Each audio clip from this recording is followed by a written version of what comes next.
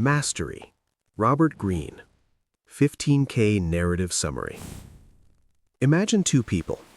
Same talent, same opportunities, same city. One becomes legendary, the other stays pretty good forever.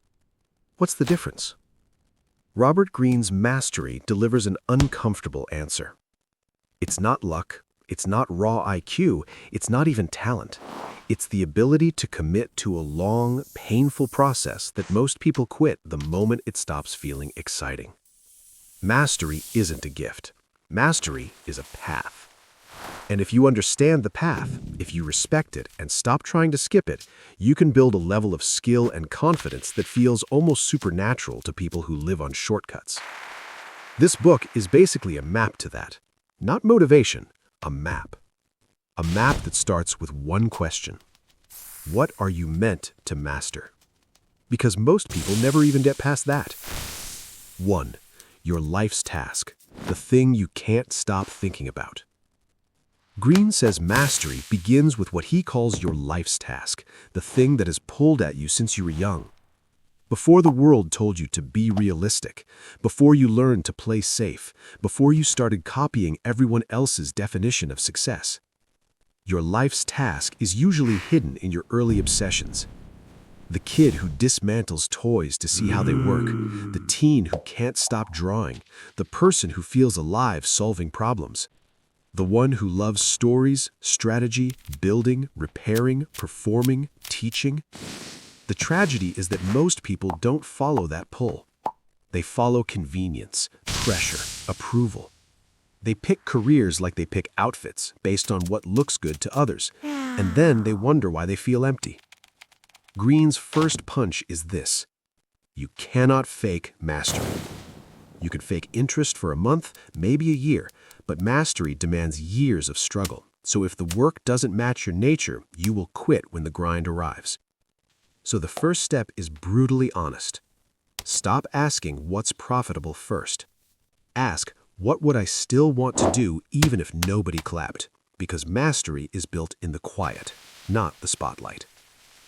2. Apprenticeship, the phase that humiliates your ego. Once you choose your direction, the next phase begins, apprenticeship. This is where people get exposed, because apprenticeship is not glamorous. It's beginner energy, it's confusion, it's slow progress. It's watching others who seem ahead and feeling behind. And Greene says this phase is required, not optional. Because apprenticeship gives you the one thing talent can't: deep understanding of the craft. Here's the hard truth. In the early stage, your feelings will lie to you. You'll think, maybe I'm not gifted, maybe I started too late, maybe I'm not like them. But that's just your ego reacting to discomfort. Greene's rule: submit to reality. Be willing to look stupid. Be willing to be corrected. Be willing to study the boring fundamentals. Because mastery isn't built on excitement. It's built on repetition under pressure. And apprenticeship has 3 big missions. A. Observe more than you talk. Early on, your job isn't to show how smart you are. Your job is to absorb. Watch the masters. Study how they think. Notice what they do when no one's watching. B. Build skills in layers. Most people want big jumps. Masters stack small wins. One skill becomes the foundation for the next. C. Train patience like a weapon. This is where most people fail. They want results fast because their confidence depends on quick proof. But mastery requires something deeper: faith in the process. Not blind optimism, faith based on daily work. 3. The mentor, the shortcut that still requires work. Greene says mentorship is one of the most underrated accelerators, not because the mentor saves you, but because a mentor can point out blind spots you can't see, teach you standards, protect you from wasting years going the wrong direction, open doors you can't open alone. But here's the rule: you must earn mentorship by being serious. Mentors don't commit to people who want motivation. They commit to people who show discipline. You earn a mentor by showing up prepared, listening deeply, applying feedback, being consistent, making their time worth it. And a real mentor doesn't just give you techniques, they give you a mindset. They raise your standards. They teach you what good actually looks like. And they'll do something else you'll hate at first. They'll break your ego, because ego is the enemy of learning. 4.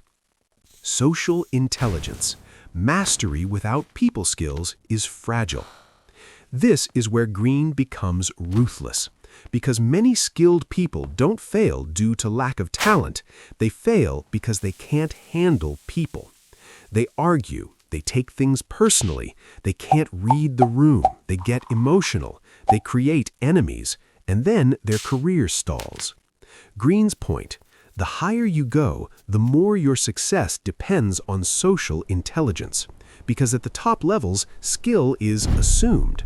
What separates people is emotional control, timing, political awareness, knowing when to speak and when to stay quiet, knowing who holds power and why. This is not manipulation, it's reality. If you can't understand human nature, you will keep stepping on landmines and calling it bad luck. So Greene teaches you to become a calm observer. Study people like you study your craft. Ask, what do they want? What do they fear? What identity are they protecting? What status are they defending? Because people are not logical machines, they are emotional systems. If you master your craft but remain socially reckless, you won't last. 5. The shift from student to creator. At some point, apprenticeship turns into something else. This is where the magic starts. Greene calls it the shift into active, creative mastery. Here's what changes. You stop copying, you start creating. You stop needing approval, you start trusting your judgment. You stop asking for permission, you start taking risks. But this doesn't happen because you feel confident. It happens because you've built enough skill that your intuition becomes accurate. And this is a major idea in the book. Intuition is not a personality trait. It is earned pattern recognition. When you've done the work long enough, your brain starts seeing deeper structures. You feel things before you can explain them. That's not mysticism, that's experience. Now you start innovating. You combine ideas across fields. You develop your own style. You move beyond technique into identity. 6. The danger zone: comfort, ego, and stagnation. Greene warns even talented people get stuck. Why? Because once you become good, comfort seduces you. You start repeating what works. You stop being a student. You protect your reputation instead of your growth. That's the moment mastery dies. The master stays a beginner mentally, always experimenting, always learning, always pushing past comfort. Because mastery is not a destination, it's a lifestyle. And Greene says the enemy is this: you start caring more about looking skilled than becoming skilled. That's when you plateau. The master chooses growth over image every time. The highest level: mastery as calm power. At the top level, mastery looks different than most people think. It's not loud. It's not frantic. It's calm, because the master isn't trying to prove anything. They don't chase every opportunity. They don't panic. They don't get pulled by trends. They move with precision. They see further. They make fewer mistakes because they've already paid the price of thousands of small failures earlier. And here's the deepest reward. Mastery gives you a form of freedom. Not the freedom of money, the freedom of competence. When you know you can handle difficult things, life feels different. You walk into rooms differently. You speak differently. You stop needing external validation because you have internal proof. That kind of confidence is quiet, but it's terrifyingly strong. The mastery cycle, the process you repeat forever. Greene essentially gives a cycle. Find your life's task, what fits your nature. Apprenticeship, submit, learn, observe, build fundamentals. Mentorship and feedback, accelerate learning. Experimentation and creativity, develop your style. Integration, intuition plus deep skill equals mastery. Repeat, because the world changes and you must keep evolving. And the biggest message of all? Mastery is not for the chosen, it's for the committed. Final call, what mastery demands from you. If you want mastery, you're signing a contract with reality. It will demand patience when progress feels slow, humility when your ego wants to quit, discipline when motivation disappears, courage to keep going when you feel average, focus when distractions are screaming. But in return, it gives you something rare.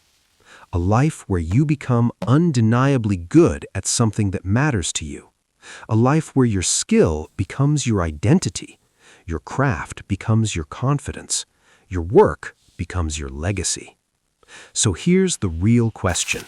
What's your life's task? And the next question is even harder. Are you willing to suffer for it? Because that's what separates interested from unstoppable. Mastery doesn't come from wishing. It comes from years of showing up. When no one cares, when no one claps, when no one sees it, that's where masters are made.